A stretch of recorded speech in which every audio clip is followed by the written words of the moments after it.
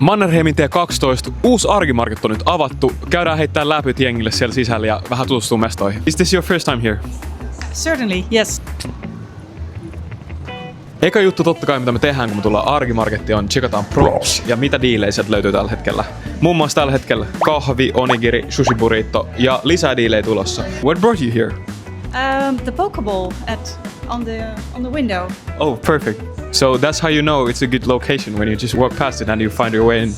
And great people around. They help me. Perfect. Kiva nähdä. Eli mä oon rohmunut itselleni täältä näin. Onigiri, pompieri, salaati ja sit mä otan vielä kahvin tähän messiin. Totta kai. Tää on se tärkeä vaihe. Koska mulla ei ole mitään sosiaalista pelkoa, mä saan antaa kuitin suoraan tässä kassalla hävittömästi.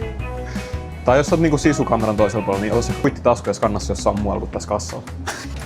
Nyt on shoppailut tehty. Arkimarket, Mannerheimin tie 12. Irkun vieressä. Aika easy löytää.